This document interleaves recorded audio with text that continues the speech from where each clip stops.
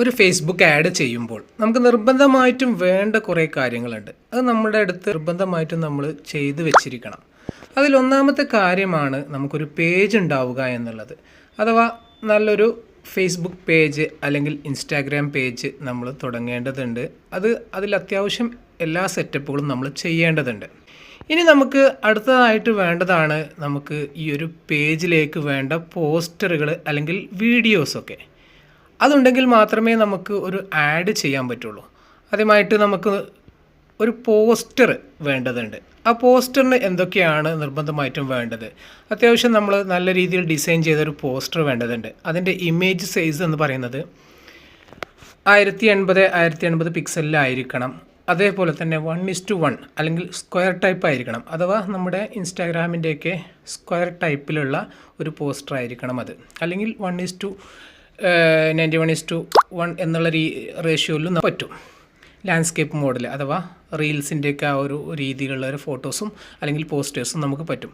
അതേപോലെ തന്നെ അതിനുപയോഗിക്കുന്ന ഫയൽ എന്ന് പറയുന്നത് JPG അല്ലെങ്കിൽ PNG രൂപത്തിലുള്ള ഫയലുകളായിരിക്കണം.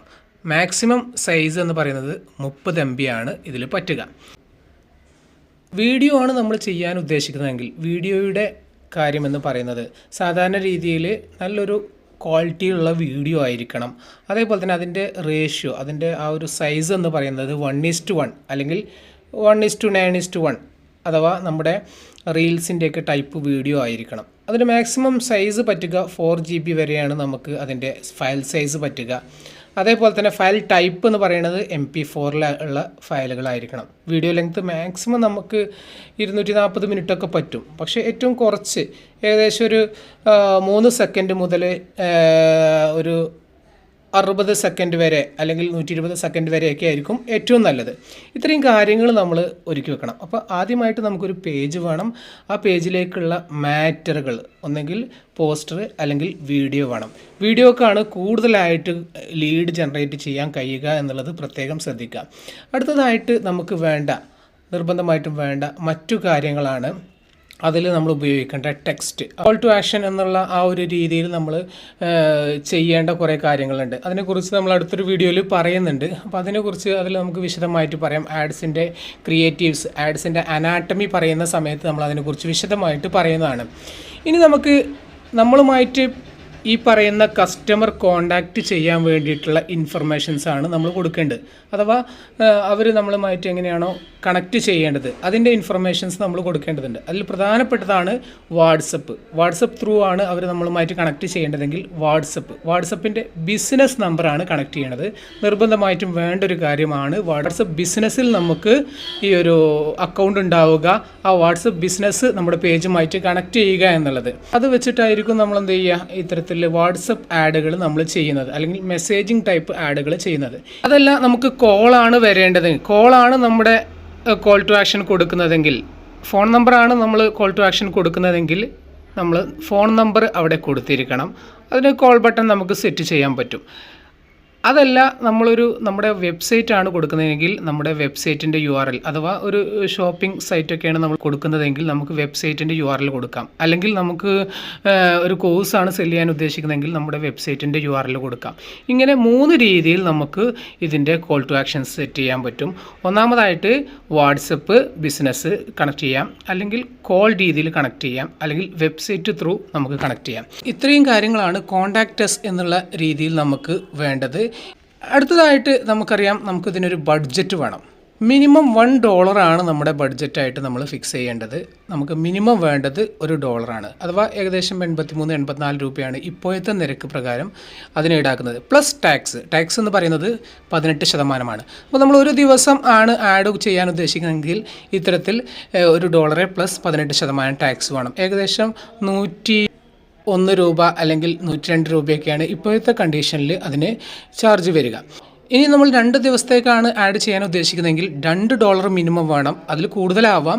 $2 മിനിമം വേണം. പ്ലസ് അതിൻ്റെ ടാക്സ് ആയിട്ടുള്ള 36% ടാക്സും നമ്മൾ കൊടുക്കേണ്ടി വരും. അപ്പോൾ നമ്മുടെ ബഡ്ജറ്റ് നമ്മൾ ഫിക്സ് ചെയ്യേണ്ടതുണ്ട്. ഇനി നമുക്ക് നിർബന്ധമായിട്ടും വേണ്ട മറ്റു കാര്യങ്ങളാണ് ഇത് ചെയ്യാനുള്ള സ്കിൽ എന്ന് പറയുന്നത്. അത് നമ്മൾ മൊത്തത്തിൽ ഈ ഒരു കോഴ്സിലുടനീളം പഠിക്കും.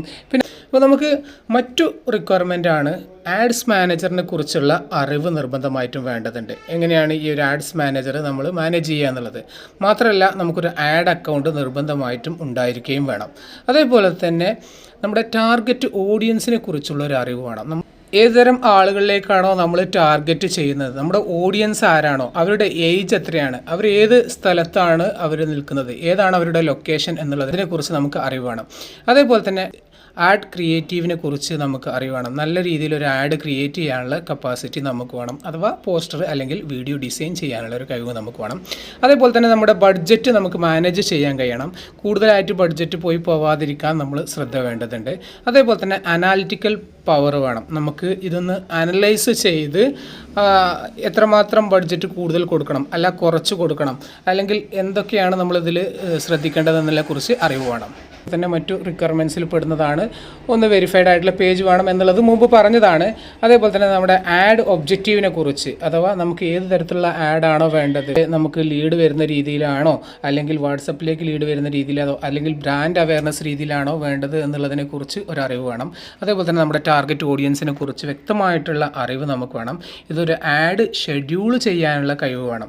എന്ന് നമ്മൾ ഏത് സമയത്ത് ഷെഡ്യൂൾ ചെയ്യണം, എപ്പോഴൊക്കെയാണ് നമ്മുടെ ആഡ് ബെസ്റ്റായിട്ട് പെർഫോം ചെയ്യുക, ഏത് തരം ആളുകളിലേക്ക് എത്തിച്ചാലാണ് നമ്മുടെ ആഡ് ഏറ്റവും നന്നായിട്ട് പെർഫോം ചെയ്യുക എന്നുള്ളതിനെക്കുറിച്ച് അറിവ് വേണം. അതേപോലെ തന്നെ നമുക്കൊരു വെബ്സൈറ്റ് ഉണ്ടെങ്കിൽ ആ വെബ്സൈറ്റ് ഉപയോഗിച്ച് നമുക്ക് ആളുകളെ ട്രാക്ക് ചെയ്യാനും വീണ്ടും നമുക്ക് അവരിലേക്ക് എത്തിക്കാനും പറ്റും. അപ്പോൾ പിക്സലിനെ കുറിച്ച് നമുക്ക് അറിവ് വേണം.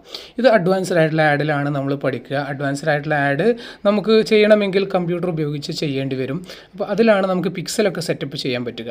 അതേപോലെ തന്നെ ആഡ് പോളിസീസ് നമ്മൾ അറിയണം. ഏതൊക്കെ തരത്തിലുള്ള ആഡുകളാണ് നമുക്ക് ചെയ്യാൻ പറ്റുക, ചെയ്യാൻ പറ്റാത്ത ആഡുകൾ ഏതൊക്കെയാണെന്നുള്ളതും, ഏതൊക്കെ ആഡ് ചെയ്താൽ നമ്മളെ ഈ ഒരു ആഡ് അക്കൗണ്ട് ബ്ലോക്ക് ആവുമെന്നുള്ളതും, അതേപോലെ തന്നെ ഏതൊക്കെ ആഡുകൾ നമുക്ക് ക്രിയേറ്റ് ചെയ്യാം എന്നുള്ളതിനെക്കുറിച്ച് നമ്മൾ വ്യക്തമായിട്ടുള്ള അറിവ് നമുക്ക് നിർബന്ധമായിട്ടും വേണ്ടതുണ്ട്.